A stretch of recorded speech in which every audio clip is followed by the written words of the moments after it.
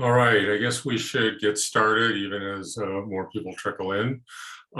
Thank you all for joining us this afternoon.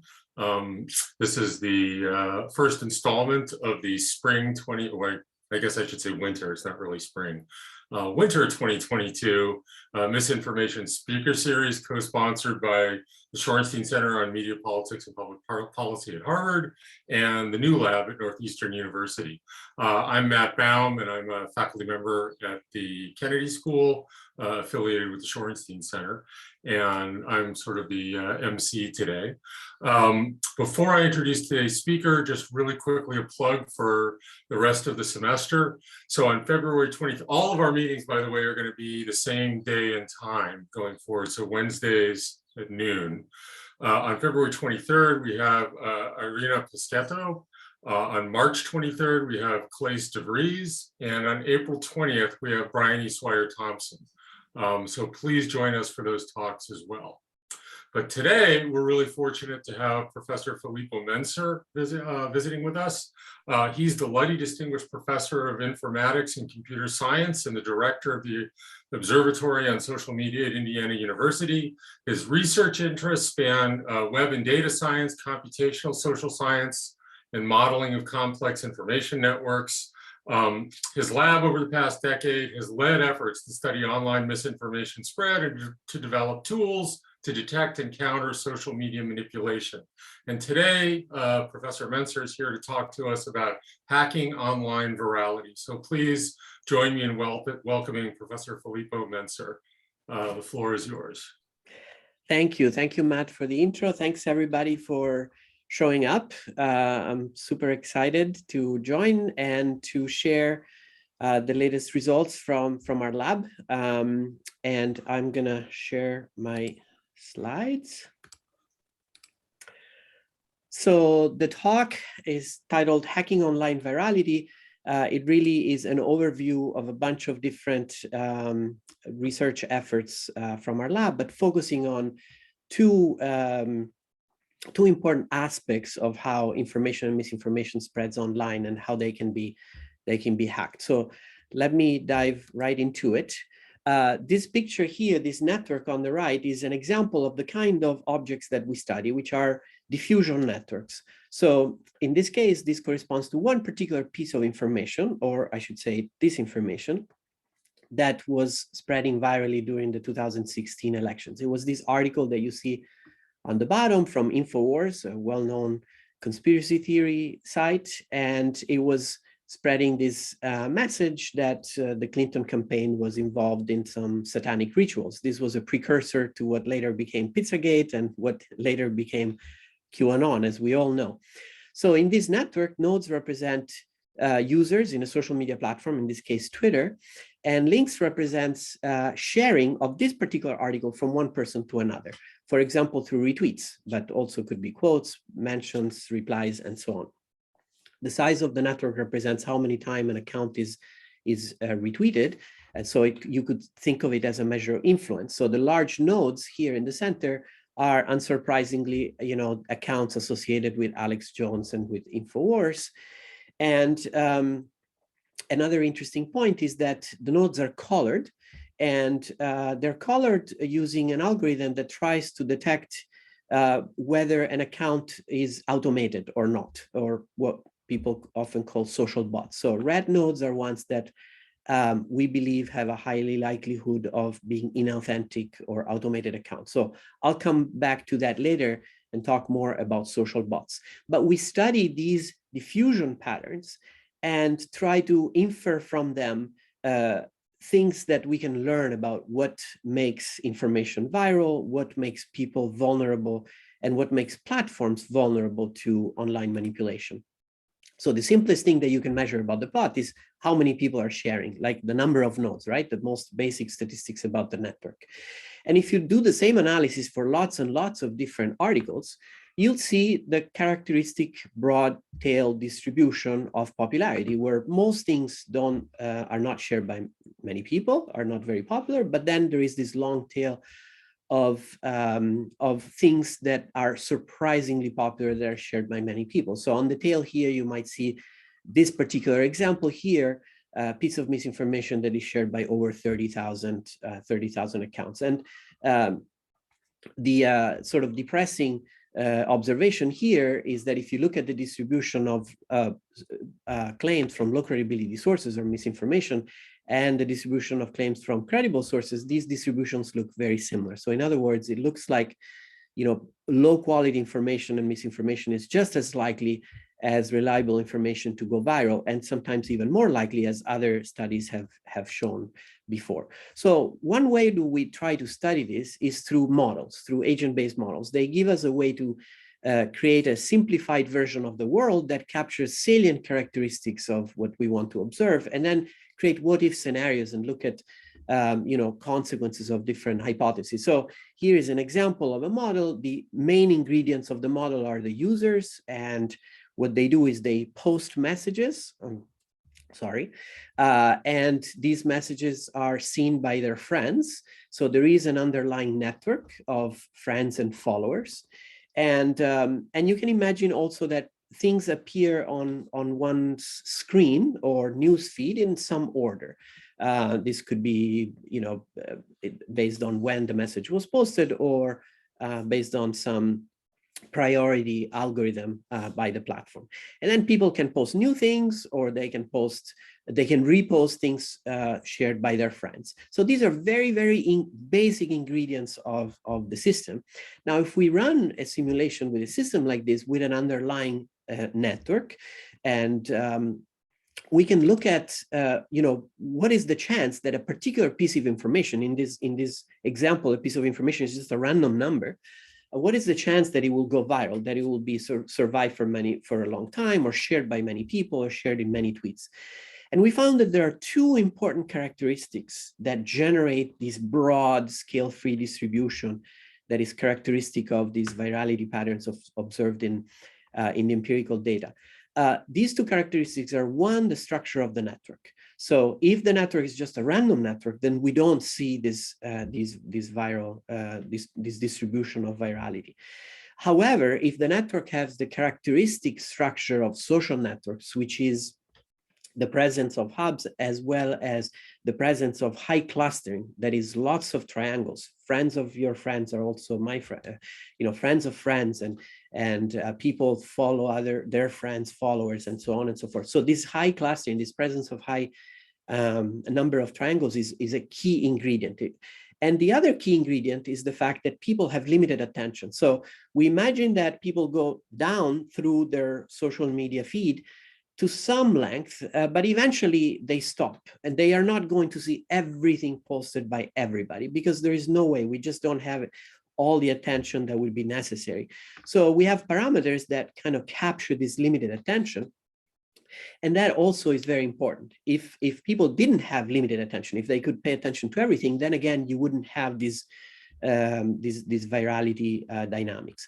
So these two ingredients, turns out, can be hacked: the structure of the social network and the fact that people have limited attention. So I'm going to focus on these two.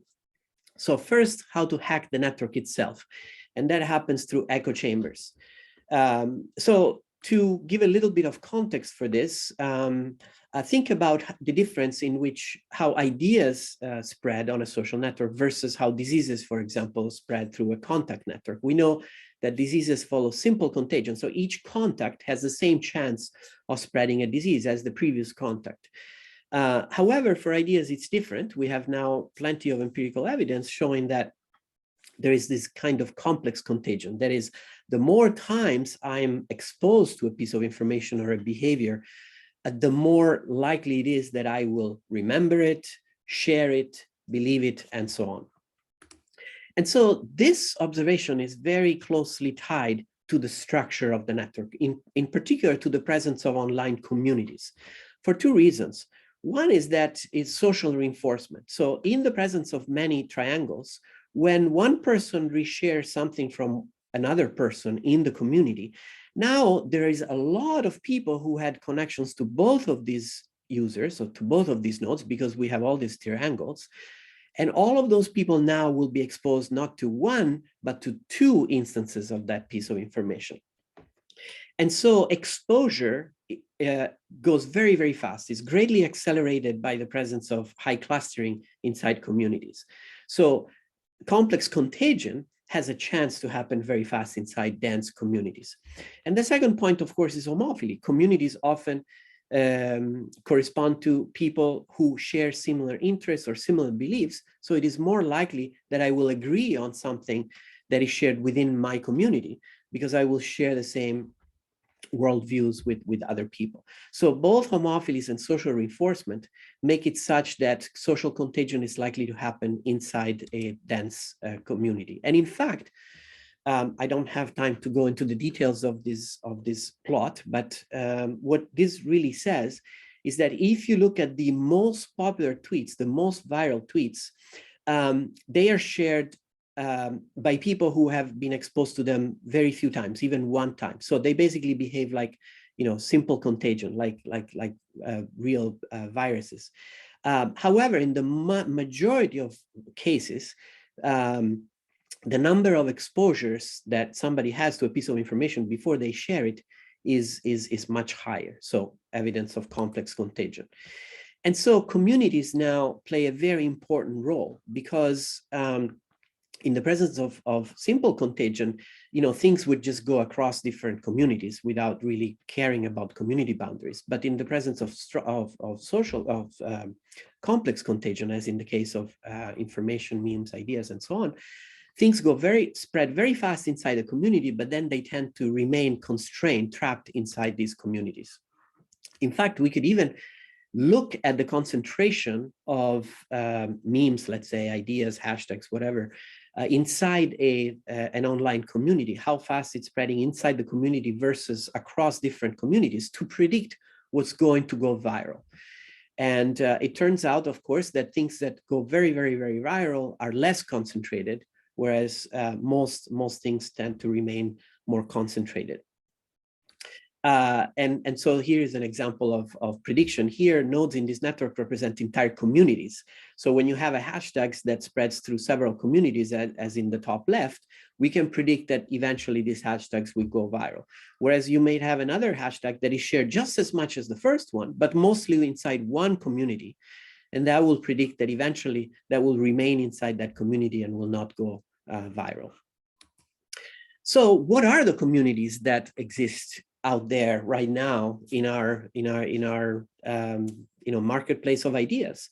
Well, whether you look at the follower network on Twitter, for example, or the diffusion networks through retweets and so on, immediately you notice that there's this presence of these, well, in the US at least, when this is about US sharing of US news, you find this very highly segregated structure, these two communities which mostly reshare content from within the community and rarely with the other community. And this is what some people refer to as echo chambers. Not only that, but here the nodes are colored based on the fraction of links that they share, which are actually links to low credibility sources. So the darker, the size of the node, the color is the partisan affiliation, but the size represents misinformation. So you see that large nodes that share a lot of misinformation tends to be more on the right or on the left echo chamber. So one interesting question when we talk about vulnerabilities and hacking these vulnerabilities is, what is the role of social media in fostering the emergence of these polarized echo chambers? So we've again used a simple model to explore this question. So in this is a model just like the one that I described before, but it has a couple of additional ingredients. Number one is social influence. We assume that people have their own opinions, which are here represented as colors between left and right, blue and red, initially distributed at random. But we assume that if you're exposed to an opinion that is not too dissimilar from yours, you might change your opinion a little bit based on being exposed to that opinion. And the second important ingredient here is unfriending. So just like in social media, social networks, it is very easy for people to decide to unfollow somebody that they strongly disagree with. So you'll see that as these Actually, let's start the simulation here. So you can see these dashed lines are links that are cut. People who'd say, I'm offended, I really disagree with this person, I'm not gonna follow them anymore. And those are replaced by random links in this simulation, which are these solid lines. So as the simulation runs, you observe that over time, people source themselves out. The first thing that you observe is that you lose that initial diversity of opinions. You don't have this broad spectrum of opinion anymore. The opinions are organizing themselves into two narrower ranges of colors, the blues and the reds. And the second thing that you notice is that the network sorts itself out into homogeneous communities. As you can see here, the red on one side, the blue on the other side. And these are the two kind of hallmarks of echo chambers. The fact that inside a group there is high homogeneity, you're only exposed to opinions that are very similar to yours. And secondly, the fact that you have very few connections to people in another group. So you're unlikely to be exposed at all to opinions that are very different from yours. And if you let the simulation run long enough, eventually you'll find that these two groups completely become segregated. So they are both homogeneous and segregated. So we have polarization and segregation. And you can run this many, many, many times. You always get the same outcome. In fact, here you can actually play with this system. There is a demo of the system, and there are different parameters that you can play with, but you can create situations depending on the tolerance of the individuals with two or more groups. And if you have these two ingredients of influence and unfollowing, inevitably you end up with polarized and segregated groups. And this can happen even without both ingredients, but very, very, very slowly. If you have both ingredients, this happens very, very, very quickly and inevitably. So another way to look at the role of the presence and the role of these echo chambers online is through an experiment that we ran when we launched a bunch of bots. These bots are neutral bots, so they all follow the same algorithm, and this algorithm doesn't understand anything at all about content, about politics, or anything like that. Basically, these bots just follow people at random that follow them, retweet things at random that they're exposed to, and things of that nature. The only difference between these bots, we had 15 of them. We grouped them into 5 groups of 3, and in each group, the bot started by following one particular news source.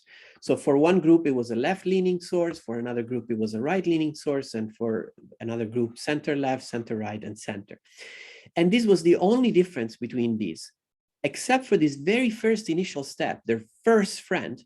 After all, we launched these bots and let them go for months without any supervision whatsoever, and they were all following exactly the same algorithm. And what we find after a while is that they tend to find themselves inside these echo chambers. The ones who started on the left end up being in groups that are mostly left-leaning. The ones starting on the right tends to end up in groups that are mostly right-leaning. There are a few exceptions, like this one started following the Wall Street Journal, but then at some point starts following CNN, and then kind of takes a turn to the left. But in the majority of cases, just the very first account that you follow tends to push you inside an echo chamber. The other important characteristic is that these echo chambers are not all the same. So here are the ego networks of all these 15 bots. The bots are actually the little yellow nodes, and here the color, just like before, represents the political leaning of their friends and followers, but the size of the nodes represents the fraction of low credibility links that are shared by those accounts and that our bots were exposed to. And you can see that there are some large nodes on both sides, blue and red, but especially on the right. So this is something that many people have observed, this asymmetry between the conservative and the liberal side in terms of their vulnerability to misinformation. This has been shown by many other people, including some of you who are here now. So in this case, for example, on the top, you can see the fraction of low credibility links. These are not links that the bots were exposed to, but that they themselves shared because they were shared by many of their friends. And so you can see that the bots themselves became spreaders of misinformation if they started by following, well, more likely if they started by following, in this particular case, a news source on the right. But we observe that both on the left and on the right, this lower plot, the normalized transitivity, is just a fancy way to count the number of triangles. Okay, so this says yes. You're at the 20-minute mark. Yeah. Perfect. Thank you, Matt.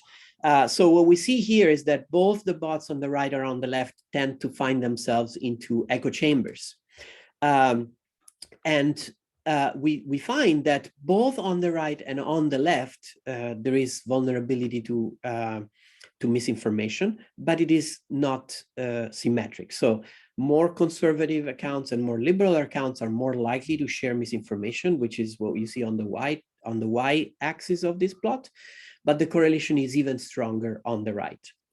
So how can you hack these echo chambers? One way that you can do that is with follow trains. So these follow trains are accounts that mention large number of other accounts that are just coming online and that other people in their networks are supposed to follow. It's a very efficient way for people to follow each other, to grow and densify a particular echo chamber. As we see the structure on the right-hand side, this is a particular echo chamber on the right that we studied. And it has a very strong hierarchical structure where we have these train accounts in the center that tell everybody else, these are the accounts that you must follow. And then accounts automatically follow them and retweet each other. This happens on the left and on the right, by the way. And what we find, what this plot says, is that accounts involved in these follow trains, whether they are the conductors, the one that post the initial messages, or the ones who follow all the recommended accounts, tend to have much higher number of friends and followers than some baseline of politically active accounts. And on the right-hand side, what we see is that right after accounts are mentioned, they get a huge boost of followers. In fact, they grow their number of followers by a factor as large as 600 times. So, sorry, 600% increase, in their number of followers compared to accounts that are not involved in these follow trains. So follow trains are one way that we are observing right now the social media platforms are being manipulated by growing these echo chambers in which then misinformation spreads very quickly. Okay, so the second vulnerability is our finite attention. And so the way that you can hack that is by hacking engagement, because we have limited capacity to pay attention and engage with something. So if you can hijack that attention, you can basically take control of a group. So so the first question you might ask, well, but people, they can tell what's good and what's bad, and they can hopefully preferentially share things that they believe is high quality or reliable sources. So we also explored this in the context of a model like the ones that I showed you before. Here, the new ingredient is that we assume that each piece of information has some quality associated with it, some number between 0 and 1 with some distribution, and that the probability of sharing something, a meme, is proportional to this quality. So people share among the things that they see on their feed, they're more likely to share higher quality. Now, what happens?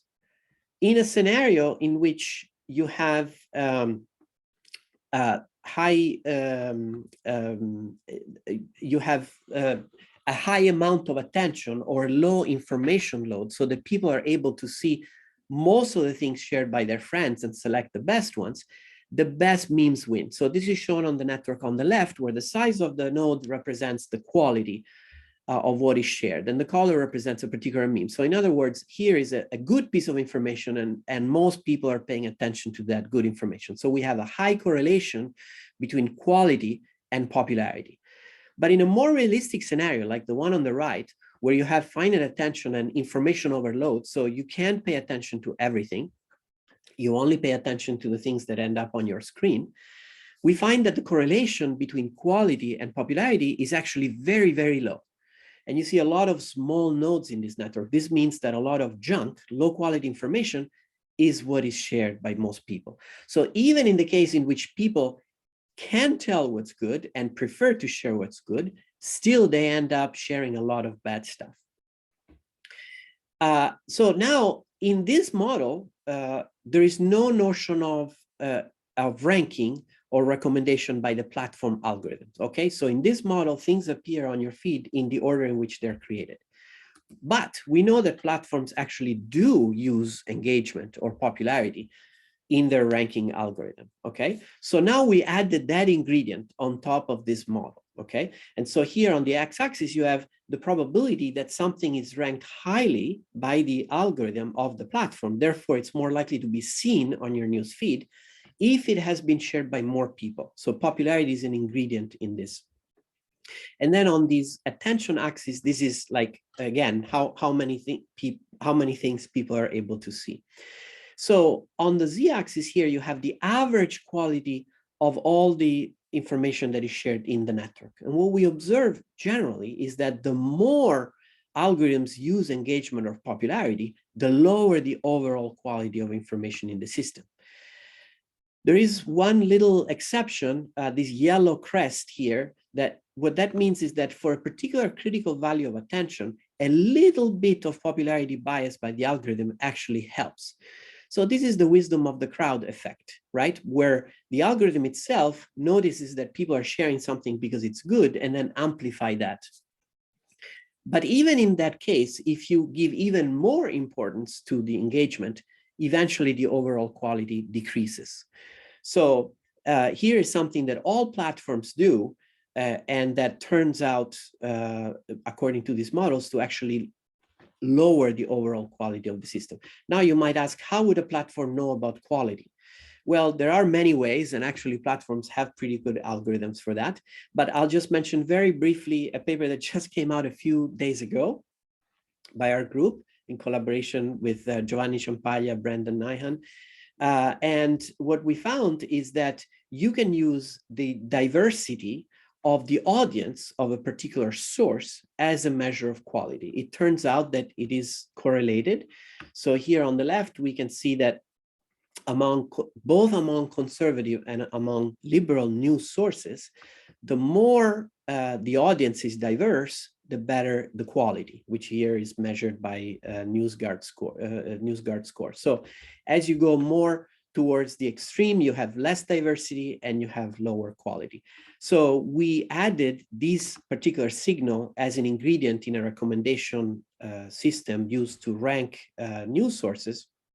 And we find that compared to the basic recommendation system that was based on that did not have this ingredient but had quality, we find that things that people are exposed to become much more trustworthy, especially for people who consume most information and that tend to consume more low credibility information.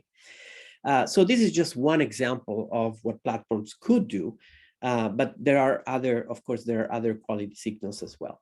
Now, so far I talked about the platform role in these engagement signals. What about us? Because we have our own social and cognitive biases, and we are also tricked by engagement signal, right? If I tell you that everybody's watching a movie, you can't resist the temptation. You want to watch that movie too. And this happens also for popularity signals that we see on social media platforms. The platforms tell us how many people have liked, how many people have shared a particular post. So we wanted to explore that vulnerability, and we did that using Figgy, an app developed in our lab for it's basically a game where you see a simulation of a news feed like you might see on Twitter or Facebook, and then we see whether people share or like or flag something for fact checking. And some of these things come from reliable sources, and some of these articles come from known low credibility sources. And what we find here is that the more people think that something is shared by many people, that the more people believe that an article has high engagement, the more they're likely to share it, even if it's from a low credibility source. And the less likely they are to fact check or to flag something for fact checking when it is from a low credibility source.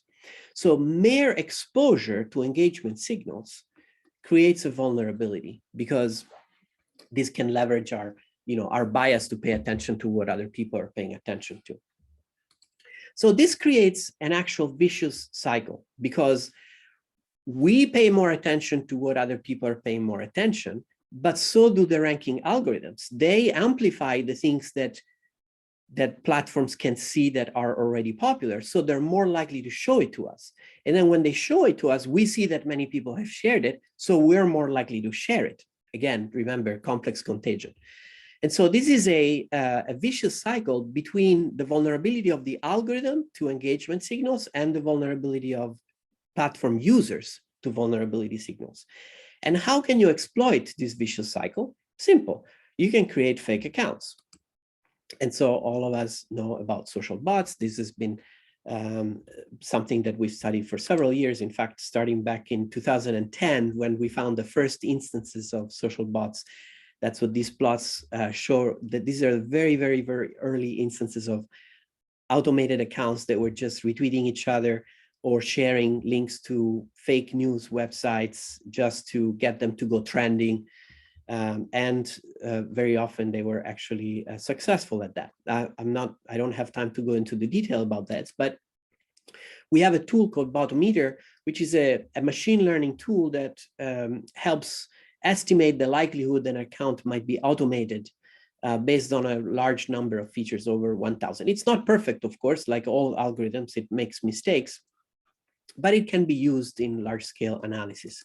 So we use this to look at the prevalence of automated accounts among accounts that share a lot of misinformation. So this was based on a large collection of data from Twitter during the 2016 election. And what you see here is the diffusion network. And in purple, this is diffusion of low credibility sources. And in orange is diffusion of credible sources, in particular fact-checking sources. And you can see, again, another form of these echo chambers. People who share misinformation tend to be connected to and reshare information from other people who also are vulnerable to misinformation. Furthermore, the more you move towards the core of this misinformation network, as is shown here on the top plot, the more you get to the core, the densest part of this network, the more you see presence of accounts that are likely automated. So just like in our neutral bots experiment that I showed you before, bots either on purpose or not on purpose will become embedded in this vulnerable community. In fact, even for our neutral bots, we found that both the ones that started on the right and the ones that started on the left were significantly more likely not only to be followed by friends, but to be followed by bots, but to follow bots. So their friends tended to be more likely automated. So what do bots do? So one thing is that they can target influential users. So we've shown that the more likely an account is a bot, the more likely it is to mention influential accounts. And this is an attempt to get their message reshared by somebody with many followers. And this network in the center is an example of that, where there was a bot that was trying to get Trump's attention, sharing a particular piece of fake news from InfoWars. This was the claim that 3 million votes of illegal immigrants had voted in the 2016 election, and that's why he had lost the popular vote. And so there was a particular bot that was responding to every tweet from major news sources mentioning Trump with a link to this fake article. And sure enough, eventually Trump did share this claim. But another thing that bots can do is they can flood the network, right? We can find accounts that share the same link to the same low credibility source thousands and even tens of thousands of times. I'm sure that you all are aware of this famous quote, "flooding the zone with shit," by Steve Bannon. So bots are actually very good at doing that. And what we find is that although the majority, sorry, this plot is a little complicated, so let me just tell you what it says. When you look at retweets of low credibility articles, most of the retweets come from humans, but if you look at who those humans retweet, you find that they retweet bots almost as much as they retweet other humans. So in other words, bots can be used to amplify exposure to low credibility information. Now, recently we see less of an effect because platforms have become more aggressive in going after bots. But we still find, and this is very, very recent results, we still find that there are accounts that can post very, very high volume of tweets. In fact, they can even violate Twitter's own limit. Right now, Twitter has a limit of 2,400 tweets per day. But we find that what accounts can do is they can post many tweets and then delete them automatically in very large volume. So post thousands of tweets, delete all of them, and then post more. And in this way, they are able to post tens of thousands of tweets per day, many times over the limit of Twitter. And we found this by looking at the records of deleted tweets. And so there's a large number of accounts that are engaged in this flooding model. And they can evade detection by deleting their content, because after a little bit of time, after a few minutes or hours, whatever effect of whoever was going to expose to that information is done. So there is no harm in removing them and just posting more. Not only that, but we observe that this kind of manipulation or engagement by flooding can happen even in a more sophisticated way. We find accounts that systematically like and unlike tweets, which are then deleted. Okay, so in these networks here, the center node is an account that posts something and after a while deletes it. And all the nodes around it are nodes that like and unlike the same post many, many, many times, even hundreds of times. You might say, why do they do that? Because that can be used to influence the trending algorithms, okay? So by liking and unliking, Twitter counts the number of times something is liked, and then is more likely to rank it highly in our feeds, and also to let that go trending. So these are ways in which engagement can be hacked. And it's not only by automated accounts, it's not only bots. There are many users who are human and yet engage in this kind of behavior. So here's an example of an account that, if you look at it, might not have looked particularly suspicious. This was I think this was an account that very active during the 2018 midterm election. It seemed to be an anti-Trump account.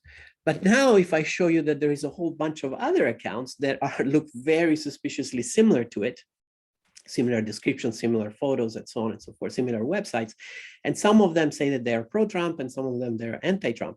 Now you say, okay, there is something fishy here. And sure enough, this was a person who was controlling this bunch of accounts basically to do fraud, to claim that they were raising money for different campaigns. Phil, it's about 20 up. Okay, perfect. I'm going to wrap up. I just wanted to say that whether bots or humans, if you have a bunch of accounts that are acting in this coordinated fashion, they can infiltrate a community and drive the quality of information in this community down. So this figure here is based on another model, like the ones that I showed you. And we find that if these coordinated agents are able to infiltrate the network, as on the right, they can drive the quality down.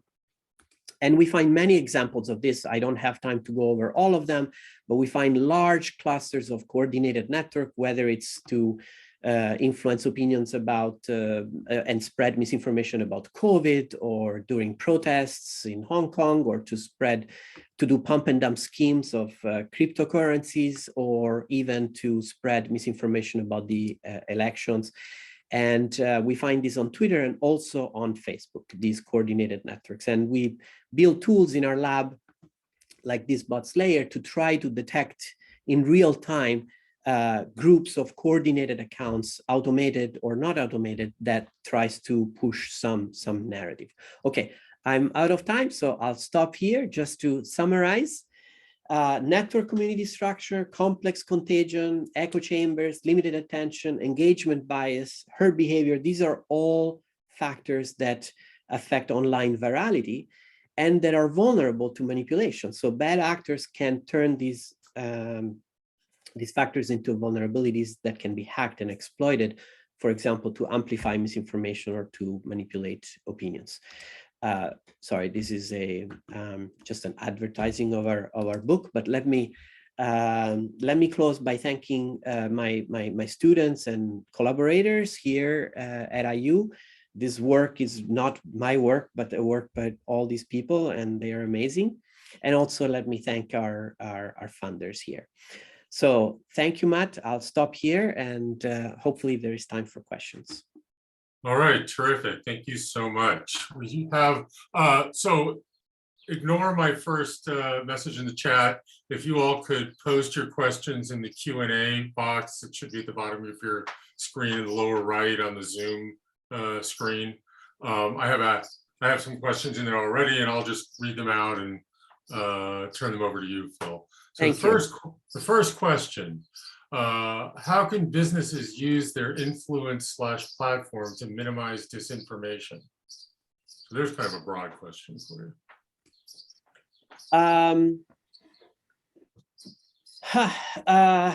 That's a big question. I guess it depends a lot on the type of business. Obviously, the most influential businesses are social media platforms themselves. I believe that they could do a lot. They could certainly pay attention to research about vulnerabilities of their own systems, and sometimes they have good policies, but they don't themselves inform these policies. We have reports all the time about this. Another thing that they could do would be to make it easier to share data with bona fide scientists. And I know many of you and many of us here are involved in efforts trying to facilitate that, but it's a big challenge. In terms of other businesses, I don't know. It really depends. It really depends on the kind of business. If they have a lot of influence on their employees, perhaps they could support educational efforts to to help people realize that we are all vulnerable, and to help people think about sharing information online, and perhaps add some friction, which is an interesting area of research itself. But certainly, because we have found that one of vulnerabilities is the fact that there is so much information out there, and we don't have enough attention for it, then decreasing the number of information would definitely help. So anybody who has influence could perhaps help these kind of efforts in convincing people or helping people realize that they can themselves be part of the problem. And therefore, everybody should, not use social media platforms as their news source, and also think twice before sharing something. Okay, so I'm going to read the next couple of questions because I think one of them will be a short answer. So the first is from Steve Kramer, who asked if your team has done any collaboration with the researchers of the Virality project. And the second, forgive me for massacring your name, Swapnil Mehta. Really cool examples. Could you comment on how one can validate if agent-based simulations are actually representative of real-world behavior at the individual level, or is it just a question of comparing the simulated aggregate phenomena like total shares with real-world data? Okay. So I am not entirely sure about the Virality project. I know that we have talked to them on there is a bunch of different efforts going on in the lab. I am personally not currently collaborating with them, but it is possible that some of our researchers have ongoing projects. So I'm not 100% sure the answer to that. But we're certainly aware, and in this large community, there's lots of people working in this area. The second one, it's a good question. The role of an agent-based model is not necessarily to reproduce, detailed outcomes that happen in the real world. They're more like theories. They are tools that can be used as what-if scenarios. You can explore certain hypotheses, and you can look at what are the outcomes of, different parameters that incorporate different hypotheses. So you can say, what happens if, if this ingredient is added, to the system, if this particular variable is used as part of the ranking, what happens if people have more or less information, how the vulnerability increases or decreases. So very often these models are used mostly as theories to explore what-if scenarios. Occasionally the models can leverage some empirical data. One way to do that is to incorporate hypotheses or facts that we know to be true from empirical data and incorporate that as ingredients in the model. Other times we can test the predictions of the model against empirical data and see if they are consistent with something that we know to be true. Maybe not literally in specific numbers, but in trends. Like, is it true that if this quantity increases, then we observe a decrease in this other quantity? And sometimes we do have empirical data that can be used to validate or to calibrate these models. Okay, thank you, sir. So apologies to the next question, which was a reference to a specific point on a specific slide. Given how many questions we have at the time, I'm going to pass over that one for now. So the next question from Taha Yasseri. Thank you very much. Great talk. In a nutshell, you seem to suggest diversity is the magical remedy. In practical terms, do you suggest platforms should assign diversity scores to sources based on their audience and promote content based on this score? If so, I can already think of ways to hack this, not too easily though, which is good news, but what's the ultimate solution, if any? Okay, thank you, Taha. Also, thank you, Ricardo. I'll follow up with you on that. So Tara, that's a very good point. This paper that you're referring to, this paper that just came out, where we looked at diversity of the audience as one ingredient. We think that it's useful to know that it is one ingredient. It is not, the ultimate thing, and it's certainly not going to be the panacea solving all problems. But we are just simply pointing out that you could use, there are quality signals out there. And those quality signals may be useful if you incorporate them into existing algorithms.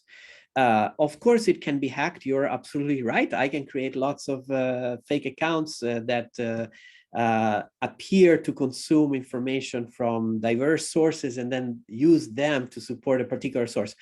But that's harder than the kind of hacking that happens now, where I can just create accounts that share as sources and make it look like it's popular. So ultimately, every signal can be gamed, and of course, we all know that. But the idea is that if there are signals that are slightly less easy to game, that might help, at least in the short term. But definitely, I'm not suggesting this as a panacea or a magical remedy. It's merely one ingredient that could become part of the toolbox if platforms decide to explore it. Honestly, I actually believe that platforms are aware of these things, and I believe that platforms have access to quality signals. Unfortunately, what we know from whistleblowers is that they tend not to use these signals because they may be in contrast with engagement. And anything that decreases engagement decreases revenues. And so, of course, platforms are very, very reluctant to do that. So I think the problem is not so much whether quality signals exist. We're just pointing one out, but there are probably many others. But creating incentives for platforms to use these signals. Okay, next question from Michael Gears. Can your data speak to who's behind these bots? Very good question. The answer is usually not. There are rare cases in which platforms are able to do attribution. And when they do, and when who's behind those bots are foreign entities, then they usually share that data. So for example, both Facebook and Twitter occasionally share data about foreign coordinated campaigns. But it is very, very difficult to do this attribution. In fact, even platforms that have access to a lot of signals like IP addresses and phone numbers, even for them, it is very hard to do attribution. And oftentimes, what we understand is that attribution happens because platforms work with agencies like the FBI, who are able to dig deeper and figure out who's behind certain accounts. And that's how we know sometimes that there is a particular coordinated campaign that came from, from Iran or from Russia or from China or from Saudi Arabia. But in general, and certainly for most of us, and certainly for researchers with the limited access that we have to data, it is impossible to know who's behind a fake account, not just a bot, but any fake account. Okay, next question from Vander Freitas. Is there any legal implication for creating bots for misinformation spreading, which I guess is really asking, is it always legal? It's a good question. I should say that the experiment that I presented with the neutral bots, certainly the bots were not designed to spread misinformation, and they were not in any way, shape, or form meant to do that. They were doing random behaviors, but because of the nature of the system, we learned that they also started sharing misinformation. And this is the reason why in our experiment design that was approved by the IRB of Indiana University, we used a very small number of bots for a very limited amount of time. Because we wanted to minimize the risk that these agents, these bots might themselves end up to doing harm. So more generally speaking, I get this question a lot. Why don't the good guys start creating bots and for good purposes? And it's a slippery slope. Not only for the legal aspects. I don't think that right now there are legal obstacle, but there are ethical certainly obstacles, and so I think we should be very, very careful. And in general, I advise against creating bots that are deceptive. Of course, there are bots that are not deceptive and that are very useful, and there is no problem with those. And in fact, they don't even violate the terms of service of platforms. But if bots do deceptive stuff and violate rules in other ways, then platforms go after them. But it's not a legal issue. It is a platform terms of service issue and an ethical issue. From the legal standpoint, I understand that there have been a couple of attempts to force platforms to disclose bots, but there is actually a law that was passed in California, but I believe it was challenged on First Amendment grounds, and I don't know what's happened to that recently. So I'm passing the Q&A off to my colleague because my Wi-Fi is failing. So I'm afraid it's going to quit at any moment. No worries. So the next question, is there data that shows the average attention span of people on different platforms? That's a very good question. I'm not aware of publicly available data on that. I do believe that platforms do collect that. As everybody, most people probably know, platforms collect a lot of data when we use a platform, let's say Facebook, you scroll down, the platforms collect a lot of information about which things you look at, how fast you're scrolling, whether you spend so many milliseconds with a particular image or a particular piece of text on your screen. And we are measured to death. And all of those measurements, of course, are made to measure our attention, to measure exposure to information, to tweak ad placement algorithms and so on. So platforms have very, very detailed information. They can tell you how many things you look at, for how long, how deep you scroll, how many times you log in during a day, how many milliseconds you spend on every pixel on your screen. But that data, I believe, generally is is kept very jealously by the platforms and not shared with researchers. So the information is in theory available, but I don't believe that it is available for public consumption. Thank you. Next question. Have you been able to show whether or not certain social networks are more or less vulnerable to bot infiltration into communities? I would suspect that Twitter is more vulnerable than Facebook, which is more vulnerable than Discord. I'm afraid the answer is no. And the reason why we can't is because of access to data.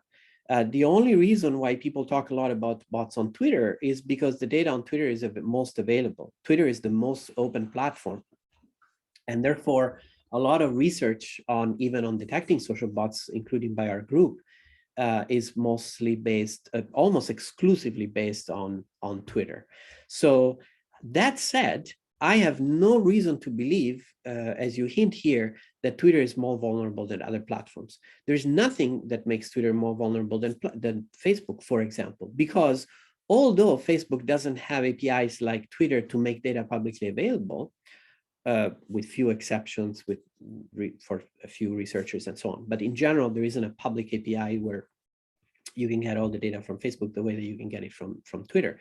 However, there are APIs such that you can control an account with almost all platforms, not all platforms, but certainly this is true for, for Facebook as well as Twitter. So to create a bot on Facebook, in my view, is just as easy as to create a bot on Twitter. Now, because of the identification issues that bot might be used to drive a page on Facebook. And a page, in my view, is equivalent to a public account on Twitter. So I really have no reason to believe that the problem is stronger on one platform than another. My guess is that all platforms are vulnerable to this.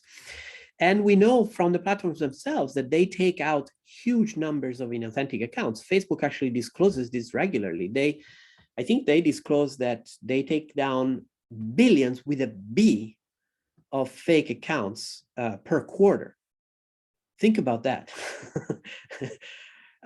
So I think that this is a problem for all platforms. We just have a couple of minutes left, but I'll take another question or two. Could you talk a little bit more about the methods used to study flooding via deletion? Oh yeah. So the last stuff that I showed about flooding, this is most recent research that we're doing.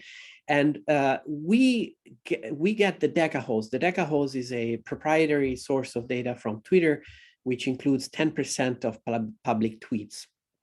And it's not free, but we use it for research.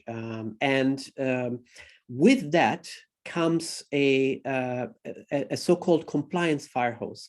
Compliance firehose is a stream that Twitter shares with all with information about, among many other things, tweets that are deleted. So Twitter terms forbids us from looking at content that is deleted. And the reason why they tell us what content is deleted is because we are bound by the terms of service to delete those accounts from our own database. And we comply with that. But the metadata in the compliance firehose can be used to look at the number of tweets that are deleted by a particular account. Now, we don't look inside the deleted content in order to comply with the terms, but we can do a statistical analysis looking at the distribution, for example, of number of deleted tweets by accounts. And we can combine that data with information that is public about how many tweets are posted publicly by an account. And by adding those two numbers, we can find the total number of tweets, including the ones that are invisible because they've been deleted. And that's how we could identify a large number of accounts that on a daily basis violate the terms violate the rules, the Twitter rules on the maximum number of tweets per day, and post up to several thousands of tweets per day. Now, in few rare occasions, that actually may be sanctioned by the platform. The platform might have a private business with certain companies allowing them to post more. For example, you know, let's say Amazon might, because they use Twitter for client support or whatever, they might have a permission to post a higher number of tweets. But in many cases, when we look at these accounts and we look at the things that are there that are not deleted, we see that they are doing bad stuff. They are spreading malware, they are spamming, they are posting junk in high volume, and so on and so forth. So so that's one way in which we were able to study this problem of flooding. Well, certainly you have flooded us in a good way with good information. So this has been really terrific, Phil. Thank you. So much interesting work. And so I want to thank you, and I want to thank Lindsay also for helping us put this together. And I want to thank everyone who came to this talk. And I also do want to remind people that our next talk, as Matt mentioned at the beginning, will be by Irene Pisquato from the University of Michigan, February 23rd, 12 to 1 p.m. That is 2 weeks from today. And I hope you folks can all join us. So again, thank you, Phil. That was fabulous. And I look forward at some point in the hopefully not too distant future seeing you in person. Absolutely. Thank you for having me, and thanks everyone. Have a great day, everyone. Bye-bye.